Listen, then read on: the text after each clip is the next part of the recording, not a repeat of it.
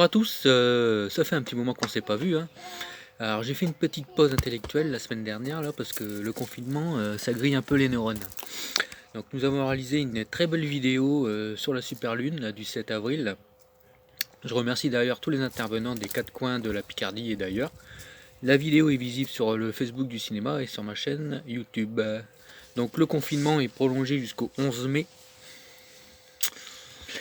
Les salles de cinéma toujours fermées jusqu'à nouvel ordre. Alors là, la barbe, elle va pousser là, mon copain, hein.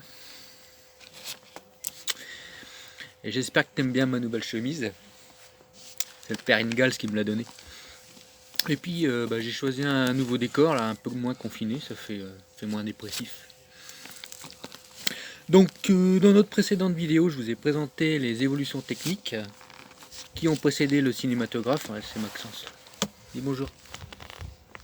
Dis bonjour. Les évolutions techniques qui ont précédé le cinématographe des frères Lumière, dont la première séance a eu lieu à Paris le 28 décembre 1895. Aujourd'hui, nous allons voir comment le cinématographe s'est propagé rapidement partout en France pour atteindre toutes les villes et pénétrer toutes les zones rurales du pays.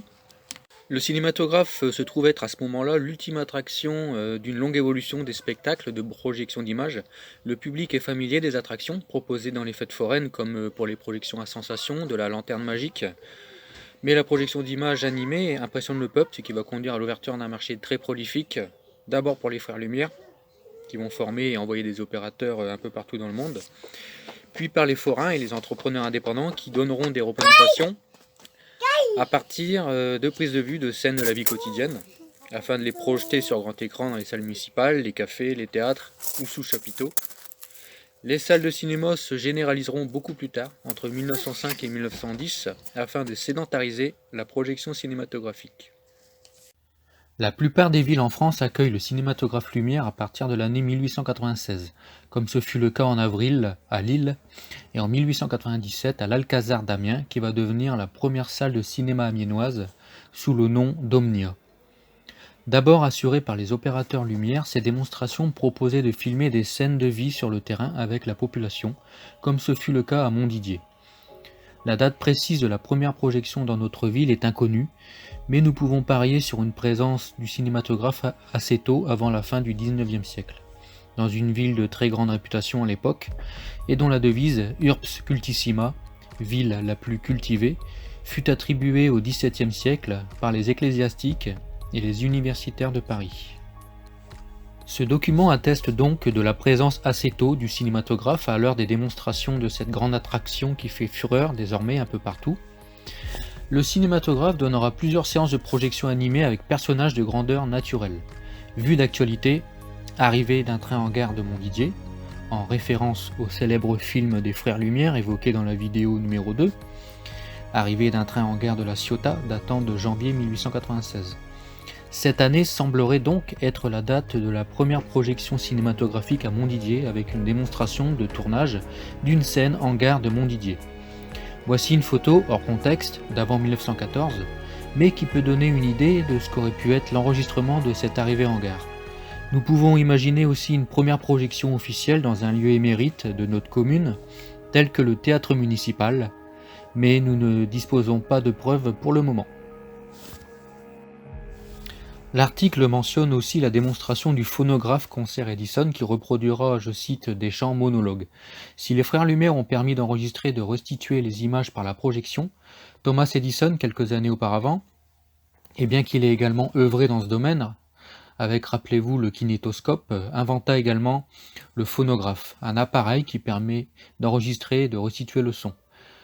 Dès les premières séances du cinématographe Lumière, la comparaison de ces deux inventions devint inévitable, et leur rapprochement inéluctable. La première séance officielle du cinéma sonore et parlant aura lieu bien plus tard en 1927 aux États-Unis avec le film d'Alan Crosland, Le chanteur de jazz. Mais déjà 30 ans auparavant, on s'interroge sur la sonorisation des films avec des appareils qui ne trouveront finalement jamais la parfaite synchronisation du son et de l'image du procédé final de la fin des années 1920. Néanmoins, pendant toute la période du muet, tous les moyens sont bons pour sonoriser un film, avec par exemple la présence très fréquente d'un pianiste, d'un chanteur, d'une boîte à musique ou autre invention en vogue.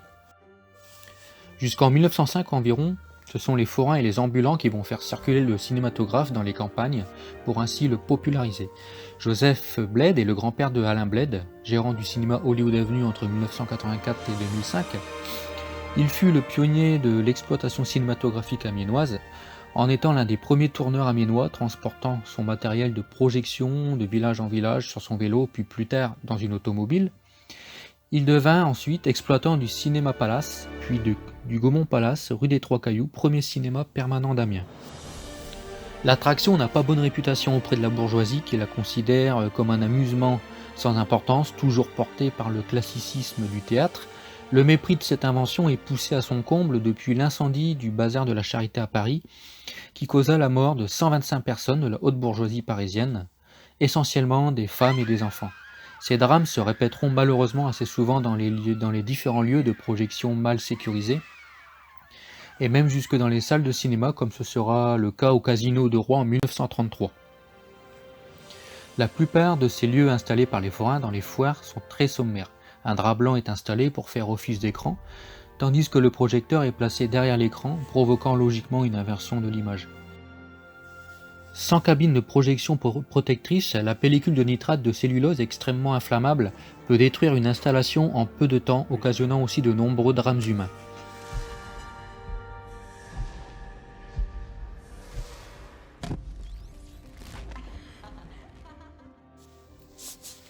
Dis bonjour.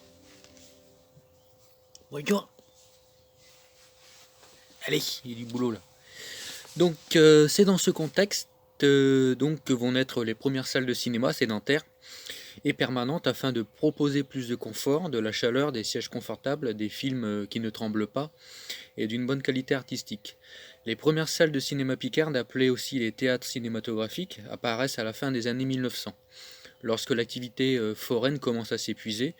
Donc l'Omnia de Saint-Quentin en 1907, l'Omnia d'Amiens en 1908 et la Feria à Ville en 1910 sont les premières salles de cinéma picardes. La première salle connue de Montdidier date de 1920, après la Première Guerre mondiale. La ville ayant été détruite en grande partie, très peu d'archives subsistent dans ce domaine, mais nous sommes sûrs que le cinématographe circulait dans notre ville, dans les bars, les salles communales, et peut-être qu'une salle lui était dédiée avant la guerre. Nous finirons bien par trouver des traces. Le 3 août 1914, l'Empire allemand déclare la guerre à la France. Et dans un jeu complexe d'alliances, le monde entier entrera progressivement dans le conflit. Notre ville devient alors un endroit stratégique, notamment par la présence de la gare qui se trouve sur une ligne importante menant vers Paris. Jusqu'en 1917, les lignes de front sont à quelques kilomètres entre Rouen et Montdidier, qui subit les bombardements et les alertes quotidiennes jusqu'à la retraite allemande du 17 mars. Mais au printemps 1918, la ville est à nouveau bombardée et prise par les Allemands. L'occupation est très dure. La ville est livrée au pillage et les habitants vivent dans les caves. Le 8 août 1918, l'offensive alliée, qui se poursuivra jusqu'à l'armistice, reprend à l'approche de Montdidier, qui sera libéré le 10 août par le général Debenay. La ville n'est plus alors qu'un champ de ruines.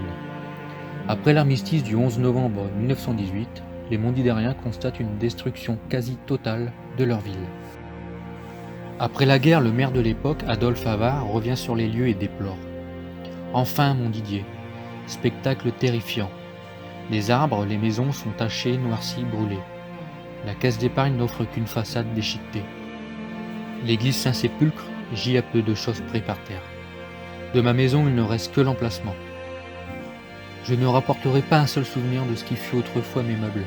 La maison de commerce est complètement anéantie. J'ai de la peine à retrouver ce qui fut la maison de mon fils Adolphe. Et partout, c'est la même chose. La maison de Baloche, un pan de mur. Celle de Monsieur Robert, un teint informe de briques.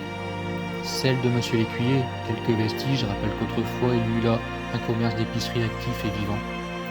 Et de tous les côtés, je ne trouve plus que les carcasses, les squelettes de ces maisons pourtant si coquettes auparavant.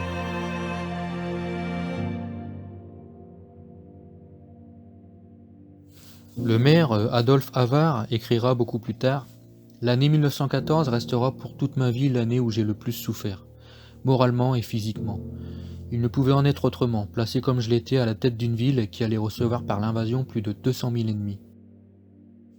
Quelques maisons restées debout se situaient toutes sur le haut de la falaise, parce que les Français qui ont bombardé la ville pour déloger les Allemands Tirés de la vallée de Ménil-Saint-Georges et pour ajuster leurs tirs, ils prenaient comme repère les maisons du bord de la falaise pour bombarder derrière. Ah salut!